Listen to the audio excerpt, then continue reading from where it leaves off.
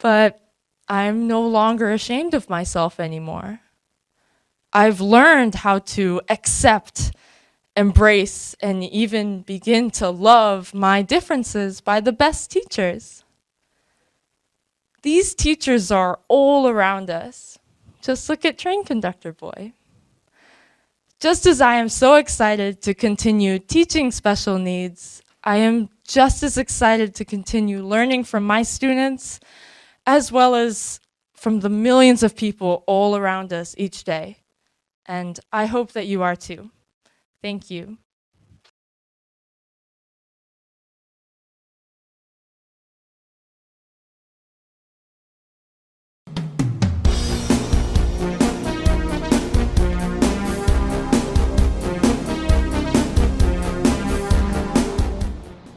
Hello kind people, selamat datang dalam podcast Kind to Mind, a place where everyone is connected. Selamat datang dalam episode pertama dari segmen baru season 3 podcast Kind to Mind, yaitu Untold Stories. Di sini kita bakal bicara dengan orang-orang yang memiliki cerita-cerita menarik dengan sudut pandang yang mungkin bisa memberi angle baru dari sudut pandang kita sendiri. Kenalin semuanya, nama aku Jolie, di sini sebagai host buat segmen Untold Stories untuk episode kali ini, dan hopefully untuk episode-episode kedepannya ya. Untuk dengerin episode-episode pada season 3 ini, kalian gak cuma bisa dengerin di Spotify, tapi kita juga udah punya channel YouTube, so please don't forget to subscribe dan pencet tanda lonceng supaya kalian bisa langsung dengerin podcast-podcast lainnya. Personally, buat episode pertama ini, aku merasa bahwa sangat menarik. Jadi, as humans, kita memiliki kemampuan untuk belajar dan memproses dunia dengan struktur otak yang serupa. Dan mungkin dari situ kita memiliki persepsi dunia dan cara berpikir yang serupa. Tapi, what happens kalau misalnya kita as humans diberi kapasitas mental yang berbeda dan unik dari manusia lainnya? For this episode, kita akan berbincang-bincang tentang special learners, yaitu anak-anak berkebutuhan khusus. Di sini aku mau jelasin dikit kali ya tentang anak-anak berkebutuhan khusus dulu, supaya kita semua have the same understanding. Jadi berdasarkan definisi dari Kementerian Pemberdayaan Perempuan dan Perlindungan Anak, anak berkebutuhan khusus didefinisikan sebagai anak yang mengalami keterbatasan atau keluarbiasaan baik fisik, mental, intelektual, sosial maupun emosional yang berpengaruh secara signifikan dalam proses pertumbuhan atau perkembangannya dibandingkan dengan anak-anak lain yang seusia dengannya. Dari definisi ini, menurut aku, it shows that mereka ngelihat dunia itu tuh dari kacamata yang berbeda dari kita. Dan untuk memahami sudut pandang tersebut, kita akan bicara langsung nih sama Kak Aisyah. Halo Kak. Halo. Ini Kak Aisyah, aku kasih background dulu ya. Jadi Kak Aisyah ini jadi guru anak berkebutuhan khusus dari SD swasta Pelangi Bangsa Pondok Cabe Tangerang Selatan yang sudah mengajar selama 2,5 tahun buat murid-murid dan almost 2 tahun ya Kak kalau misalnya buat anak-anak berkebutuhan khusus. Hai Kak, gimana kabarnya? Alhamdulillah sejauh ini baik karena kakak juga habis masa liburan ya, jadi masih banyak. Iya. Kakak berarti ini udah PTM atau masih hybrid atau online? Masih campur karena kita kan masih minggu lalu itu kita masih melaksanakan vaksinasi pertama. Jadi belum boleh masuk 100%. Nah, jadi masih campur, masih online dan ada 3 hari yang offline. Oh gitu, berarti masih ada waktu buat di rumah santai-santai kali ya. Aku juga bilang makasih nih ke Kak Aisyah udah ngeluangin waktu buat ngomongin topik ini yang menurut aku sebenarnya sebelum ini udah kayak ngobrol-ngobrol dikit ya sama Kak Aisyah tentang how brilliant these kids actually are, tapi kayak nggak terlihat gitu. Dan mungkin aku mau tanya sedikit ke Kak Aisyah nih personally. Ngajar murid dengan kebutuhan khusus kan bukan profesi yang mudah ya Kak. Kalau misalnya dari Kakak sendiri, kenapa Kakak pengen menjadi bagian dari proses pembelajaran anak berkebutuhan khusus? Oke, kalau misalnya dibilang apakah itu menjadi tujuan awalnya mengajar, enggak gitu. Kalau misalnya Kakak boleh cerita, latar belakang Kakak itu kan sebenarnya bimbingan dan konseling ya. Nah, saat itu ketika kakak baru masuk menjadi guru di sekolah itu, di awal semester kan nanti akan ada diberitahukan kakak akan mengajar kelas berapa. Nah, saat itu kakak langsung dikasih gitu, nanti Aisyah ngajarnya di kelas 4 ya gitu. Gitu. Iya, jadi lebih dimintain tolong karena anak-anaknya itu pada bermasalah nih gitu. Kamu kan latar belakangnya BK, jadi mana tahu nanti bisa sedikit banyaknya membantu. Nah, jadi awalnya itu karena itu, bukan karena memang kakak bersedia, memang terjun langsung gitu, bukan. Jadi kerjaan awalnya. Jadi kakak kayak put in that situation gitu ya. Tapi so far kan berarti kalau misalnya karena kakak backgroundnya BK, berarti kakak udah berpengalaman dong. Maksudnya udah tahu kalau misalnya anak-anak berkebutuhan khusus ini tuh spektrumnya tuh luas banget ya kak. Maksudnya mereka ada berbagai jenis seperti kesulitan belajar, tunanetra, hiperaktif, autis dan lain-lainnya. Kalau misalnya dari pengalaman kakak sendiri, seperti apa sih murid-murid yang kakak ajarkan atau kakak pernah ajarkan sebelumnya? Oke, karena kakak kan termasuk fresh graduate ya, jadi baru tamat itu tahun 2020-nya. Jadi ini benar-benar baru pengalaman ngajar yang benar-benar keren banget. Kemudian dimasukin ke kelas yang ya luar biasa kayak gitu. Nah, jadi itu di kelas kakak sampai saat ini jadi udah megang kelas tersebut 2 tahun karena kan sebenarnya kalau wali kelas itu ada pergantian ya setiap tahunnya. Cuman karena untuk guru di sekolah kakak yang belum ada yang mau untuk mengajar kelas tersebut, jadi masih kakak nih yang lanjutin gitu sampai sekarang udah berjalan 2 tahun gitu. Nah, anak-anak di kelas kakak itu karena sekolah kakak adalah sekolah yang ruang lingkupnya kecil, jadi muridnya juga nggak terlalu banyak. Bisa dikatakan setengahnya itu anak berkebutuhan khusus. Setengahnya berkebutuhan khusus, sebagian besar berkebutuhan khususnya itu di ADHD. Jadi ke hiperaktif ya, ke ADHD. Ada juga yang speak delay 1 orang. Habis itu ada juga yang malu untuk berbicara. Jadi memang dari dia TK di sekolah itu, dari dia TK kan sekolah kakak jenjangnya ada TK dan SD. TK-nya di sekolah yang sama itu dari TK sampai sekarang kelas 5 belum mau mengucapkan 1 kata pun. Wah, berarti dia benar-benar nggak berinteraksi sama teman-temannya atau sama kakak juga gitu. Ya betul. Jadi kalau misalnya dengan teman itu benar-benar cuman lebih ke bahasa tubuh. Jadi kalau misalnya ada perlu dengan kakak lebih yang megang tangan kayak gitu. Enggak yang minta tolong gitu atau enggak. Nah, itu. Berarti tapi itu beda banget ya kak. Maksudnya ada satu anak kan ADHD kan sepemahaman aku tuh anak-anaknya emang mereka attention span-nya kecil dan mereka juga yang kayak aktif gitu kan. Berarti beda banget gitu sama spektrum satunya ini yang benar-benar diem banget gitu. Iya betul. Terus kalau misalnya kayak gitu kakak handle-nya gimana in a class situation? Kakak kalau misalnya berinteraksi sama murid-murid yang kebutuhannya beda-beda itu seperti apa sih kak? Kalau misalnya secara umum sih yang di kelas itu karena kakak dari udah paham nih situasinya seperti ini, di kelas itu udah ada banyak peraturan gitu. Jadi di kelas tuh dari awal udah banyak peraturan yang harus diterapkan gitu. Jadi dan memang ada konsekuensinya jika mereka tidak melaksanakan peraturan tersebut gitu. Nah, jadi semua anak itu dapat peraturan gitu, termasuk si anak yang tadi gitu. Untuk anak yang ADHD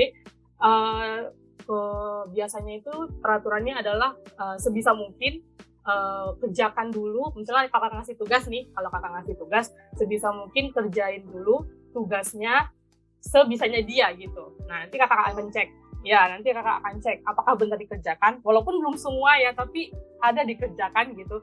Nah, itu nanti kakak akan berikan waktu untuk mereka ya untuk jalan, karena kan memang tidak bisa dipungkiri anak-anak ADHD itu memerlukan waktu untuk bergerak ya kan. Kalau misalnya kalau kita tahan ya nanti perilaku yang ditimbulkan biasanya agresif gitu kan, yang teriak atau malah marahnya tuh yang berlebihan gitu. Jadi sebelum itu terjadi lebih baik diberi ruang untuk jalan-jalan gitu. That's nice. Yeah, that's really nice kalau misalnya emang peraturannya kan juga disesuaikan sama kebutuhan mereka juga ya Kak. Jadi kayak itu membuat situation di kelasnya juga lebih nyaman buat mereka belajar nggak sih? Iya, betul. Nah, kalau untuk yang tadi, yang kasus yang dia tidak mau berbicara itu, ya setidaknya kalau misalnya tidak bisa berbicara, kakak masih penyesuaian sampai sekarang, masih mencoba membangun rasa percaya dirinya. Karena sebenarnya dia bukan nggak bisa, beda dengan speak delay yang memang punya gangguan di area mulut kan. Nah, dia itu memang yang malu.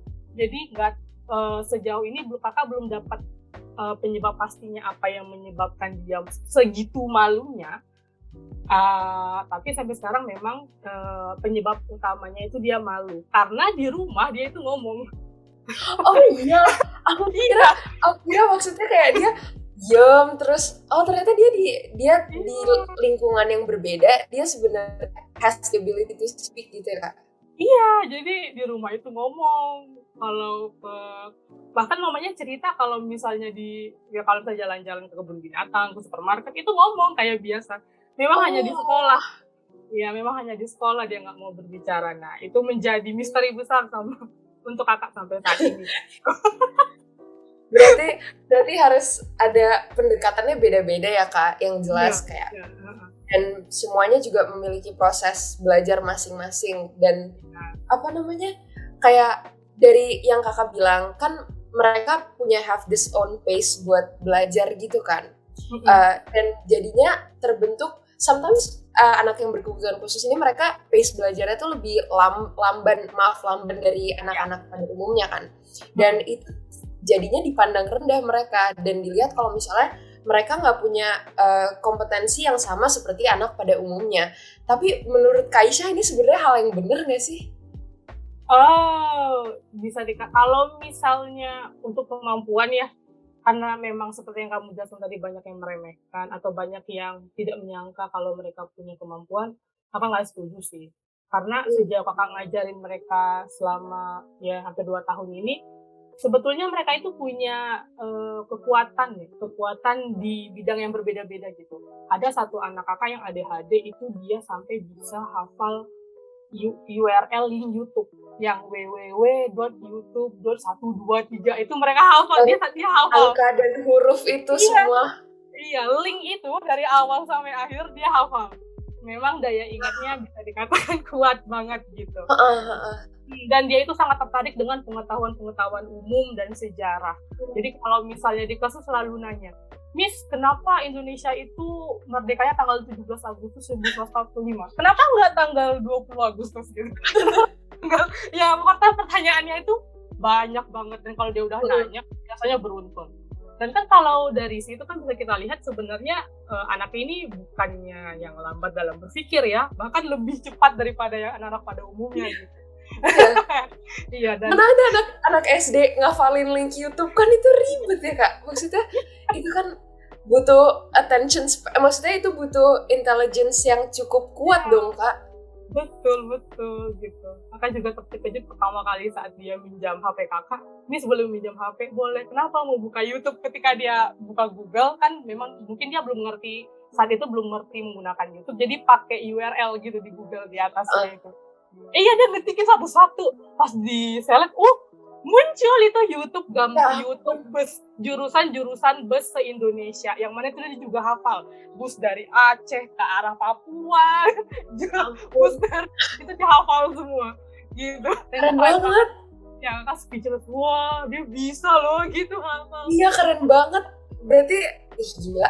Aku juga gak kepikiran gak sih Kak, kalau misalnya ternyata these kids yang dipandang punya keterbelakangan dalam belajar tuh ternyata mereka punya kemampuan yang ternyata kayak dipandang rendah gitu sebenarnya. Iya betul, dan itu kakak terkejut banget tuh. Pas awal-awal kakak ngajar dia itu pengalaman yang muncul. Habis itu ada anak kakak yang memang jago banget di teknologi. Untuk kelas 5 dia itu udah bisa pakai Zoom sendiri, buka HP, laptop semuanya sendiri. Habis itu ganti background YouTube dia sudah bisa. nge-record Zoom gitu dia udah bisa. Dan itu memang secepat itu gitu, sejago itu gitu. Bahkan dia bisa menjelaskan walaupun anak itu dia mengalami gangguan speech delay, tapi dia bisa menggunakan fitur-fitur Zoom, fitur-fitur Google Classroom. Karena kalau ngajar kan platformnya sepantaran dua itu gitu. Nah itu dia bisa pakai secara, mungkin kalau nggak tahu nih orang ngiranya udah remaja gitu, udah SMP atau SMA gitu. Jadi sebenarnya kemampuan tuh lebih dari umurnya ya Kak sebenarnya kalau kayak gitu. Iya, betul. That's really impressive. Dan mereka kalau misalnya kan karena sebenarnya yang mandang mereka rendah itu kan masyarakat kan ya Kak.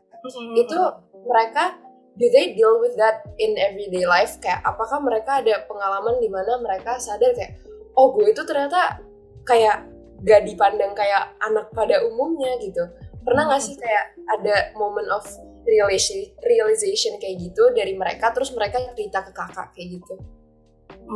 Mungkin karena mereka itu masih SD kelas 5, jadi pandangan terhadap orang lain dan lingkungan itu belum sedalam kita gitu. Jadi kalau misalnya kakak mereka tuh belum paham tuh yang kayak gitu. Jadi kayak apakah, tapi itu mereka lebih ke hal-hal yang simple gitu memaknainya. Jadi kayak Miss itu nggak suka sama aku gitu, karena aku itu pernah nulis lambat. Nah jadi aku sering dimarahi. Jadi lebih yang kayak gitu. Nah jadi kalau ditanya yang berbau kompleks belum bisa mereka ya. Jadi pandangan mereka juga belum seluas gitu. Cuman memang karena yang sebelumnya kan bukan kakak nih yang ngajar gitu. Saat pertama kali kakak masuk ngajar, seringkali mereka tuh kayak keceplosan ya. Kalau anak kecil tuh murni gitu kan ya, murni kayak tiba-tiba ngomong aja gitu. Asalnya ceplos aja gitu. Ceplos aja gitu. Mana kan juga mereka anak berkebutuhan khusus yang memang secara emosional tuh mudah gitu untuk ngungkapin apa yang mereka rasakan gitu khususnya gitu. Iya, lebih ke mereka tuh lebih bilang guru ini, Miss yang ini nggak galak gitu, beda sama Miss yang kemarin gitu. Lebih kayak yang gitu. Nah, Miss ini nggak marah-marah gitu, Miss ini nggak itu. Nah, jadi itu mungkin mereka sendiri memang merasakan kalau misalnya ya mereka dianggap tidak mampu gitu ya, dan dianggap berbeda, tapi mungkin mereka tidak mengerti membahasakan itu adalah hal yang berbeda gitu. Oh iya. Ya gimana? Gitu lah kira-kira. Kayak in their mind it's way more simple dibanding kayak bukan karena kemampuan mereka, tapi cuman kayak gara-gara persepsi orang lain yang mereka nggak suka aja gitu. Nah ya gitu. Seperti itu. Itu kalau misalnya mereka kalau sama teman-teman mereka bergaul kan Kak sama murid-murid yang tidak berkebutuhan khusus, maksudnya murid-murid yang dalam kelas-kelas biasa, itu mereka interaksinya kayak gimana Kak? Kalau misalnya interaksinya itu berteman seperti biasa, cuman memang kadang itu sering terjadi perbedaan maksud gitu dari anak yang berkebutuhan khusus sama enggak. Nah kan kalau misalnya ada satu anak kakak yang dia itu memang kalau menjelaskan sesuatu itu berapi-api gitu, suaranya lantang keras gitu ya. Wah iya misalnya aku kayak gini, memang bener-bener lantang sekali gitu ya. Nah terkadang teman-temannya yang umum yang biasa ini salah mengartikan, oh dia marah gitu, oh dia ngomongnya gitu, dia marah aku gitu. Jadi di situ kesulitan untuk ngasih pengertiannya gitu. Enggak, itu bukan marah. Raja itu namanya Raja ya soalnya ini. Raja itu memang yang kayak gitu cara menyampaikannya, tapi dia nggak marah sebenarnya gitu. Oh gitu Miss, iya soalnya aku terkejut kayak gitu. Jadi sebenarnya kalau misalnya untuk bersosialisasi, mungkin karena juga mereka udah lumayan udah kelas 5 ya saat ini gitu, udah lumayan besar gitu. Tidak ada halangan yang terlalu gimana gitu. Paling kebanyakannya itu salah persepsi itu gitu. Yang mana nanti bisa menimbulkan pertengkaran gitu ujung-ujungnya gitu. Iya. Terus mereka problem solvingnya tuh gimana Kak? Kalau misalnya contoh ada konflik di antara mereka dan temannya yang tidak berkebutuhan khusus, itu seperti apa nanti pola interaksinya kalau misalnya mereka dalam conflict situation gitu? Nah, beda-beda tuh tiap anaknya. Kalau misalnya yang kakak bilang yang anak kakak yang dia yang pintar, yang mudah untuk mengingat, itu dia bisa menjelaskan, aku tuh maksudnya nggak kayak gitu. Dia bisa tuh kadang menjelaskan. Tapi mungkin kan temennya yang ini juga akan lebih ini lagi ya. Enggak, Oh bisa aja iya, aku iya. bilang kayak gitu, karena juga anak-anak ya. Jadi kayak ya mau disalahin gitu. Jadi tapi aku maksudnya nggak kayak gitu, Miss. Jadi ya paling kakak di situ menengah gitu. Yang satu itu sudah bisa menjelaskan dengan baik gitu bagaimana situasi yang terjadi gitu. Nah, untuk beberapa anak-anak yang lain tuh belum. Jadi memang butuh pendampingan gitu. Jadi yang benar-benar harus dipantau. Yang kakak tuh nggak boleh ninggalin kelas lama-lama gitu. Nggak boleh malah ninggalin kelas karena kan mereka situasinya khusus gitu kan. Jadi banyak hal kemungkinan yang bisa terjadi di kelas gitu. Jadi menurut aku dilihatin. Ada anak yang cuek juga gitu. Setelah dia melakukan kesalahan ya udah gitu. Udah aja gitu. Nah, nanti kalau kayak ada yang seperti itu, baru nanti kakak akan berikan, itu nggak kayak gitu, itu belum boleh dilakukan gitu misalnya. Kamu harusnya seperti ini. That's nice. Pasti pengalamannya berkesan banget gak sih Kak? Aku ngerasa kalau misalnya kayak aku di posisi kakak itu tuh kayak it's a very humbling experience, kayak bisa bertemu dengan anak-anak seperti itu dan membantu mereka kayak berkembang in their own way. It's a very kayak heartwarming experience gak sih Kak? Betul. Itu betul banget itu. Iya, terus pernah berarti kayak kalau misalnya dalam hubungan interaksi mereka on a day-to-day basis, berarti emang kakak menjadi kayak moderatornya ya, nggak cuma guru tapi juga sebagai penengah dalam their friendships and their different kind of relationships gitu. Dan di umur anak SD kan itu tuh tahap perkembangan yang cukup penting ya Kak buat anaknya nggak sih? Mereka mulai membangun kepribadian dan mereka juga building their esteem and confidence. Dan sebagai guru nih, mungkin Kak Aisyah juga berinteraksi sama beberapa orang tua dari anak berkebutuhan khusus ini yang kakak ajarkan. Dari situ kira-kira kakak bisa ceritain dikit nggak ya kayak seberapa penting sih peran orang tua terhadap perkembangan kesehatan mental dari anak-anak berkebutuhan khusus ini yang kakak ajarkan? Wah, itu penting banget ya, karena kelihatan banget perbedaan hasil didik anak-anaknya dari berbagai pola asuh yang diajarkan gitu ya. Kelihatan banget. Ada orang tua yang sering kerja di kelas kakak itu. Jadi memang yang orang dua-duanya itu pekerja, jadi suka ninggalin anaknya gitu ya.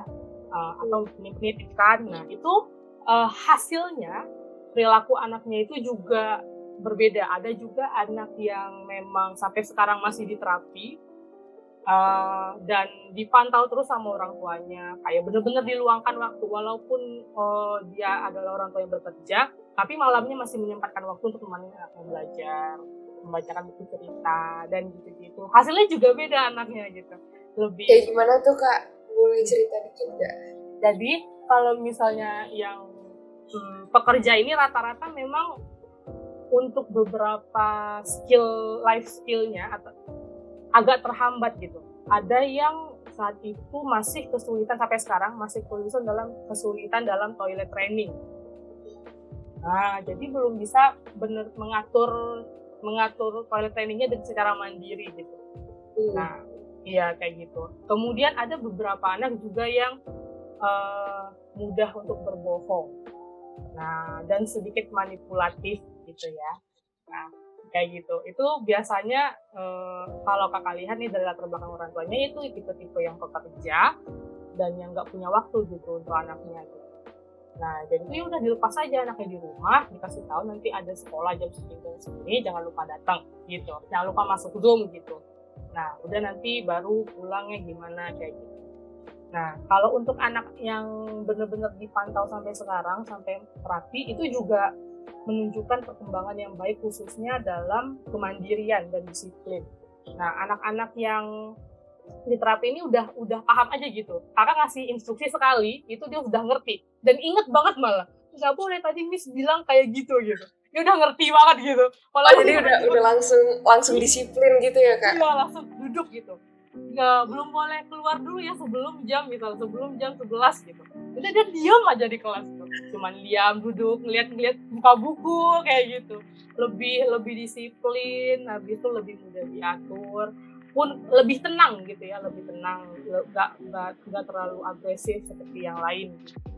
Karena juga dia sampai sekarang proses terapinya masih berlancar. Kalau nggak salah kakak, satu anak ini sampai sekarang itu terapi yang dijalankan itu terapi perilaku, terapi behavioral, itu sampai sekarang masih berjalan gitu.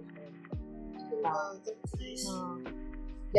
dan progresnya beneran, berarti kayak progresnya beneran kelihatan gitu ya kak, kalau misalnya dari proses terapinya ini. Iya, kelihatan banget. Kalau misalnya menurut kakak nih, as a teacher kan, kakak berarti setiap hari ketemu sama anak-anak itu kan? Yeah. Kayak, do you think they're happy? Kayak mereka, walaupun dengan memiliki keterbatasan itu, do you think that they have this life that mereka satisfied with and they're happy with gitu kak?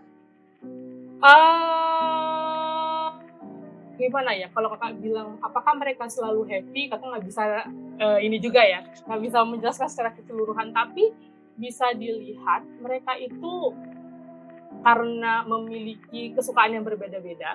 Jadi itu kalau misalnya kakak udah membawakan pelajaran gitu, materi atau apapun yang berbau dengan apapun yang mereka suka, itu kelihatan banget senangnya. Jadi mudah gitu merasa happy. Yang kayak kelihatan banget yang seneng, yang kalau ngomong tuh ntar nggak akan berhenti gitu.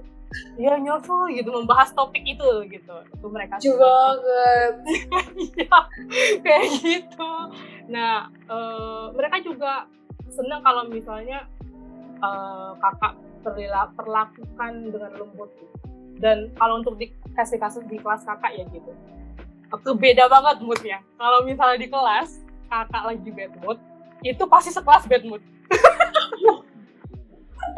Jadi mereka kayak punya this sixth sense gitu ya kak? Iya, jadi kayak pasti sekelas tuh tegang gitu, bad mood, karena males-malesan gitu. Tapi kalau kakak dari awal bawa diri happy gitu ya, senyum gitu, udah mereka selama mengikuti pembelajaran tuh pasti happy gitu, senang.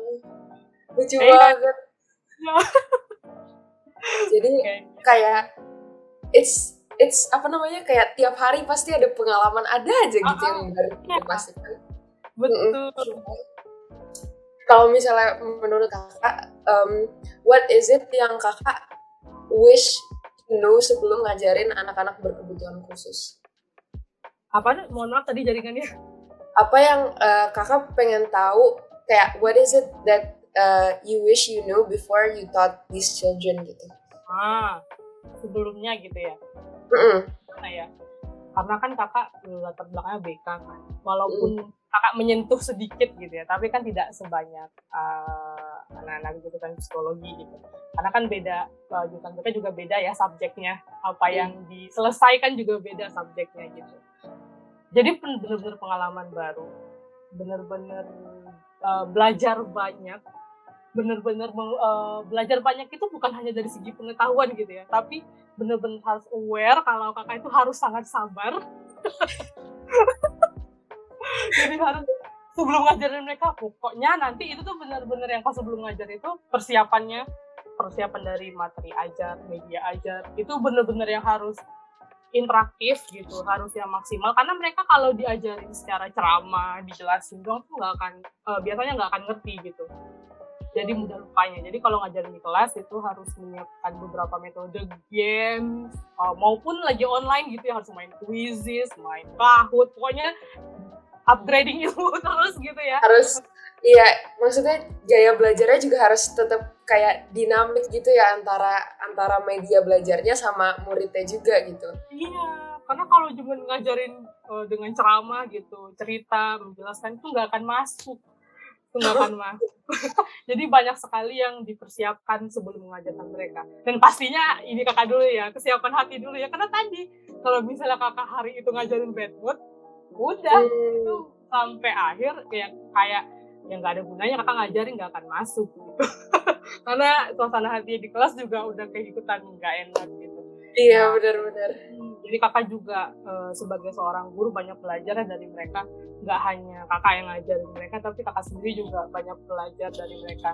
Yang pertama tentang ya mulai emosi secara nggak langsung ya. Iya benar.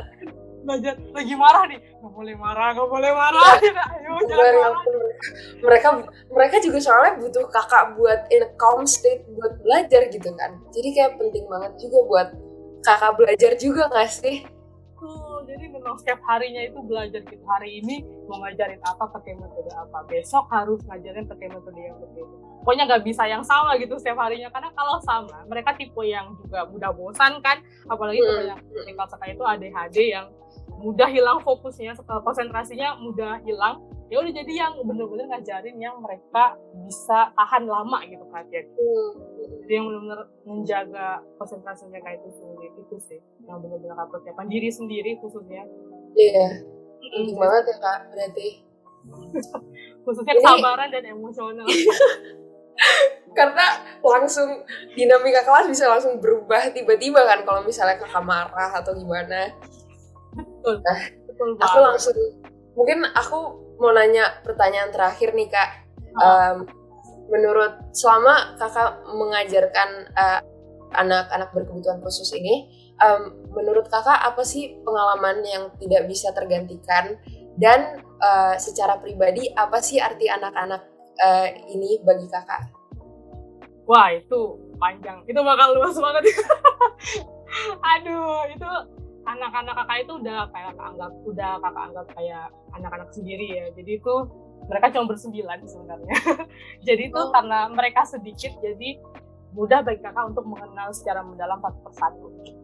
Jadi itu benar-benar mereka itu bisa dikatakan anak, habis itu bisa dikatakan tempat belajar gitu ya. Tempat belajar sih yang lebih banyak, karena memang kakak itu belajar banyak banget dari mereka gitu, dari situasi mereka, dari cara mereka berbicara, dari bagaimana mereka memperlakukan orang lain, kejujuran mereka juga gitu kan. Tempat belajar kakak banget, yang kakak tahu ketika bersama mereka tuh kakak nggak perlu jadi siapa-siapa gitu. Ya udah, ketika aku masuk, aku Miss Aisyah yang ngajarin mereka gitu, dengan happy gitu. Dan kadang itu ketemu mereka itu juga jadi mood buster gitu. Ada kakak kan juga guru BK di kelas yang lain kan, khususnya kelas atas 456, jadi masuk kelas lain kadang ada lelahnya gitu ya, masuk kelas lain lelah. Tapi ketika masuk balik ke kelas kakak gitu, wah, Miss hari ini capek ya, Miss hari ini lelah ya. Oh jadi, my God. Iya, jadi mereka tuh juga jadi penyemangat gitu, yang benar jadi katakan jadi tempat berpulang gitu ya, ketika kakak udah lelah dengan kelas-kelas lain gitu kan, yang beragam juga masalahnya gitu kan, kita begitu ya. Iya, jadi pulang gitu, banyak udah kayak keluarga gitu ke anak-anak kakak, ke bagi kakak gitu. Dan harapannya juga semoga yang terbaik gitu buat mereka gitu. Dan harapannya juga semoga kedepannya mereka dapat lingkungan yang lebih baik gitu. Karena kakak tahu mereka itu bukan anak-anak yang benar-benar nol gitu. Kalau orang kan mikirnya, oh anak-anak ini yang benar-benar udah nggak ada harapan lah gitu ya, setidaknya mereka bertahan hidup aja udah bagus gitu kan, kalau kata orang pada umumnya gitu kan. Iya. Tapi di mereka tuh sebenarnya nggak kayak gitu. Setiap anak itu punya sinarnya masing-masing gitu. Ada yang ya tadi kakak ceritakan, mereka punya kekuatan yang masing-masing punya. Ketika A, dia punya ciri khasnya, dia A gitu, nggak bisa diganti gitu. Dia nggak bisa jadi B, dia nggak bisa jadi C, dia A gitu. Mereka tuh seunik itu gitu. Jadi kakak sangat berharap lingkungan itu mau mengenal mereka gitu. Kayak karena kan mereka masih kecil ya gitu, maksudnya mereka masih SD. Pun nanti ketika mereka lebih dewasa, mereka adalah anak masih SMP gitu, belum yang dewasa yang kayak kita gitu. Jadi karena nanti guru mereka yang baru lebih dewasa gitu daripada mereka, ya kakak harapannya mereka gurunya ini mengerti gitu. Mereka masih karena karena these kids are mereka tuh aku aja denger dari cerita kakak tuh terharu banget gitu, kayak mereka dipandang dalam masyarakat kayak mereka have something less, padahal kalau misalnya dikenal lebih dalam lagi ternyata they can offer you so much more. Itu kayak sangat disayangkan banget gak sih Kak for people that don't want to get to know them, padahal sebenarnya kalau berinteraksi dengan mereka secara pribadi, it could be an experience yang benar-benar nggak bisa digantiin gitu. Apalagi kakak kan guru gitu yang berinteraksi sama mereka setiap hari, pasti pengalamannya ada aja gitu yang berbeda-beda, dan pastinya itu juga ngajarin kakak a lot of things, ya nggak sih Kak? Iya betul, jadi itu benar-benar bisa dikatakan bersyukur banget, mana kan kakak ini bisa dikatakan pengalaman ngajar yang baru gitu ya, kayak baru ngajar langsung dikasih pengalaman yang kayak gini tuh bersyukur banget gitu, karena itu kembali lagi mereka tuh ngajarin kakak banyak hal tanpa kakak sadari, mereka mengajarkan kakak untuk menjadi lebih dewasa gitu, karena kan kakak jadi belajar mengolah emosi, regulasi emosi, ngontrol emosi yang gimana kalau misalnya tiba-tiba lagi marah, ngomong ke mereka gimana, kalau misalnya kakak lagi sedih, cara memberi perhatian ke mereka bagaimana agar mereka mengerti gitu, karena sejatinya bukan salah mereka gitu. Iya, benar banget. Bukan salah mereka jadi gitu. Jadi mereka pun nggak diminta dilahirkan seperti itu gitu ya, kalaupun mereka bisa memilih gitu ya. Jadi bukan salah mereka gitu. Jadi harapannya itu semoga nanti ya siapapun yang ngajarin anak-anak akan nantinya itu bersembilan, sedih banget. Sedih banget bisa mengerti keadaan mereka gitu, karena mereka tuh sepotensial itu sebenarnya kalau bisa dibimbing dengan baik gitu, bisa diarahkan dengan baik,